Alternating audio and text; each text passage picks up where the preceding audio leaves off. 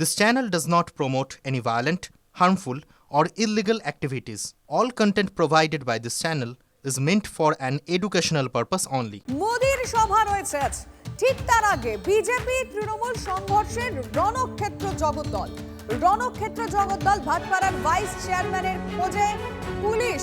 এই ঘটনায় গ্রেফতার হয়েছে ভাটপাড়া পুরসভার 2 নম্বর ওয়ার্ডের তৃণমূল কাউন্সিলর সহ 4 জন। এখনো পর্যন্ত 4 জনকে গ্রেফতার করা গেছে। UEN Jaipur is a perfect target for prospective students aspiring for good jobs, good education with future-ready skills. Bhatpara পুরসভা 2 নম্বর ওয়ার্ডের তৃণমূল কাউন্সিলরও কিন্তু রয়েছে এই 4 জনের মধ্যে, আর বাকিদের খোঁজে তল্লাশি চলছে। আজকে আমরা জানি নরেন্দ্র মোদীর সভা রয়েছে, তার আগেই বিজেপি তৃণমূল সংঘর্ষের রণক্ষেত্র জগদ্দল।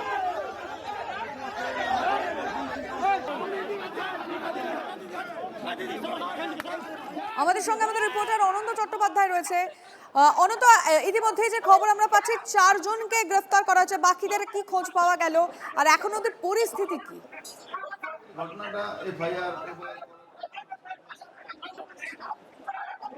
খোঁজে পুলিশ তল্লাশি চালাচ্ছে। ভাটপাড়া পৌরসভার ভাইস চেয়ারম্যান তার খোঁজেও তল্লাশি চালাচ্ছে। এই মুহূর্তে সাংবাদিক সম্মেলন করছেন নোয়াপাড়ার প্রার্থী অর্জুন সিং। কি বলছেন একটু জেনে নিন। খবর আছে অল্টো গাড়ি ছিল, ওখান থেকে 4-5 জন নেমেছে আর ফায়ারিং আর বম্বিং শুরু হয়েছে। ফায়ারিং আর বম্বিংয়ে ফায়ার করার সঙ্গে সঙ্গে আমাদের ওই ছেলের যে সিকিউরিটি আছে তার পায়ে গুলি লেগেছে আর বম চলেছে। তারপরে আমরা দৌড়ে গেছি, আমরা কিছু লোক এদিক থেকে কিছু ওদিক থেকে দৌড়ে গেছি, তার মধ্যে ওরা গাড়ি নিয়ে পালিয়ে গেছে। তারপরে এফআইআর হয়েছে। দাদা অ্যারেস্ট কারা হয়েছে এই মুহূর্তে? দেখুন, এটা আমি এখন পর্যন্ত খবর পাইনি। আমি যারা ইনভলভ ছিল তাদের মধ্যে 2-1 জনকে অ্যারেস্ট করেছে। প্রায় 21-22 জনের নামে এফআইআর হয়েছে। উল্লেখযোগ্য কার নাম আছে? একটা তো ভাইস চেয়ারম্যান আছে টিঙ্কু দেবজ্যোতি ঘোষ, তারপরে গোপাল রাউত, তারপরে ওই তো অরুণ সাউ, মনোজ পান্ডে, পার্থভূমিকার সোমনাথ শ্যামে ইনস্ট্রাকশনে এইসব ঘটনা ঘটেছে। এরকম প্রায় সমস্ত ক্রিমিনাল, ওখানকার যত ক্রিমিনাল ছিল, ওই সানি বার্মা থেকে নিয়ে আপনার কাকিনারা, ওই অমিত শাহ, অমিত চৌধুরী, এরকম অনেকে আছে। 21-22 জনের নাম আছে। দুদিনের মাথায় নির্বাচন, তার আগে এই ঘটনাকে কিভাবে দেখছেন? আজকে প্রধানমন্ত্রীর সভা রয়েছে। দেখুন, প্রধানমন্ত্রীর সভাটা বানচাল করা একটা প্রথম উদ্দেশ্য ছিল। দ্বিতীয় ছিল কালকে ওরা এটা ডক্টর রাজেশ কুমারকে মারার প্ল্যান ছিল আর পবন সিংকে মারার প্ল্যান ছিল। পবন সিং তো থানাও যায়নি, পবন সিং তো ঘরের মধ্যে ছিল। তার বাড়ির সামনে ওই সিকিউরিটিকে অ্যাটাক করা, তাকে গুলি মারা, তারপরে ওর বাড়ির মধ্যে ঢোকা চেষ্টা করা, তো সেটা একটা প্রি প্ল্যানিং। পবন সিং আর ডক্টর রাজেশ কুমারকেও মানে সেন্ট্রাল ফোর্সের জওয়ান, সিআইএসএফ এর একজন জওয়ান যিনি সিকিউরিটি দেন, তিনি গুলিবিদ্ধ হলেন। এটা কতটা ভয়ঙ্কর? ঠিক ভোটের আগে এই ভাটপাড়া জগদ্দলকে বারবার আমরা উত্তেজিত হতে দেখুন, খুবই ভয়ঙ্কর। এটা প্রি প্ল্যান অ্যাটাক ছিল, এটা কোনো লুকোনো অ্যাটাক ছিল না, প্রি প্ল্যান। আমার এখন খবর নিলাম কি ওর গাড়ি কালকে অনেকবার ফলো করা হয়েছে। পবন সিং এর গাড়ি ওখান থেকে থানা ক্রস করেই পবন সিং এখানে এসেছিল। তখন ওর গাড়ি 2-3 বার করেছিল আর জয় বাংলা স্লোগান দিচ্ছিল। 2-3 বার ও গাড়ি আমার এখন সিএসএফ যে অফিসার ছিল ওর সঙ্গে কথা হচ্ছিল, ওই বললো আমাকে কি স্যার এটা প্রি প্ল্যান অ্যাটাক ছিল। ভোটের আগে যদি এই অবস্থা হয় তাহলে ভোটের দিন কতটা শঙ্কিত? দেখুন, ইলেকশন কমিশন যদি সঠিক সিদ্ধান্ত না নেয়, সঠিক অ্যাকশন না নেয়, তা আমার মনে হচ্ছে বড় সড়ো ঘটনা ঘটবে। এই ঘটনার উপর নির্বাচন কমিশন কতটা তৎপর তো ছিল, তৎপর আছে এখন, কিন্তু যারা পুলিশ অফিসার যারা দোষী আছেন তাদের উপরে তো অ্যাকশন হওয়া উচিত আছে। পুলিশের ভূমিকা কি ছিল কালকে? পুলিশের ভূমিকা খুব খারাপ। পুলিশ লিটারালি থানা ছেড়ে পালিয়ে গেছিল। এইটুকু। আপনি যখন কেন পালিয়েছিল এটা তো পুলিশ বলবে। আপনি যখন থানায় গেলেন তখন কি দেখলেন? আমি থানায় গিয়ে দেখলাম ডক্টর রাজেশ কুমার ওনার সঙ্গে 2-3 জন লোক ছিল, তারা লিটারালি একটা রুমের মধ্যে ভিতর থেকে বন্ধ করেছিল। আমি ওনাকে রেস্কিউ করে বেরোলাম আর থানা পুরো খালি ছিল। ঘটনার পরে কি আপনাকে খবর দেওয়া হয়? মানে ঘটনা ঘটে যাওয়ার পরে? ঘটনা ওনার সঙ্গে যখন বাইরে থেকে ইট পাতা ছড়াছড়ি হয় তখন একটা ফোন আসে আমার কাছে কি এরকম হয়েছে, ডাক্তার সাহেবের কোনো সেক্রেটারি ছিল, ওই ফোন করেছে, তখন আমি মুভ করি। তৃণমূলের মঞ্চ ভাঙা বা তাদের কোনো রকম কার্যালয় কিছু সেরকম ভাঙার একটা অভিযোগও সামনে আসছিল। কোথায় ভাঙা হয়েছে এটা দেখান। ভাঙা হয়েছে তো ওরা বলছে 17 নম্বর ওয়ার্ডে দুজন কর্মীকে পার্টি অফিসে বিজেপি লোকেরা মারে, তারই এফআইআর ওরা জগদ্দল থানায় গতকাল করতে এসেছিল। ফালতু কথা, মিথ্যা কথা। তাহলে তো এফআইআর হবে, কে মার খেয়েছে তাকে সামনে আনা উচিত। মার খেয়েছে বলে দিলে তো মার খায়নি, মার খেয়েছে। যারা এফআইআর হয়েছে যাদের নামে, তারা এখনো অনেকে বাড়িতে আছে, কি বলবে?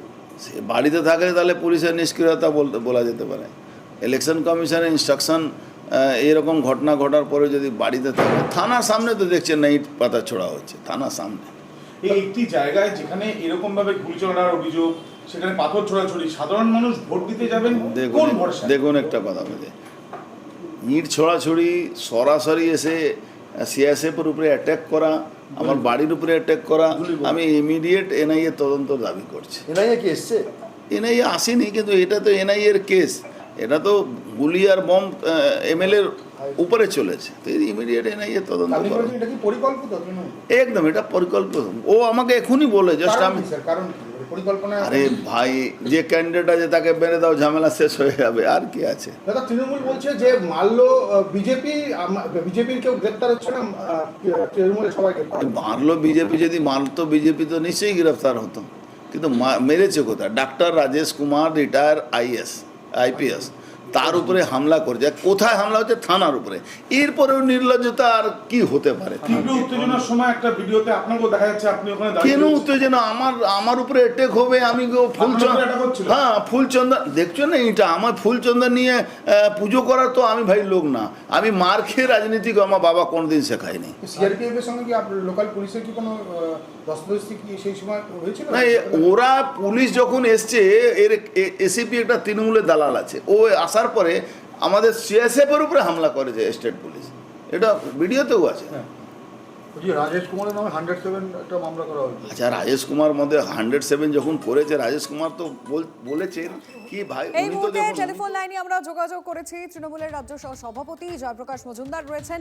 জয়প্রকাশ বাবু, জগদ্দল ভোটের আগে উত্তপ্ত পরিস্থিতি, যেটা এখন অবধি জানা গেছে, যে খবর আমাদের কাছে এসছে, যে ঠিক মোদির সভার আগে ভাটপাড়ার ভাইস চেয়ারম্যানের খোঁজে এই মুহূর্তে পুলিশ, আর ভাটপাড়া পুরসভা 2 নম্বর ওয়ার্ডের তৃণমূল কাউন্সিলর সহ 4 জন গ্রেফতার। কি বলবেন?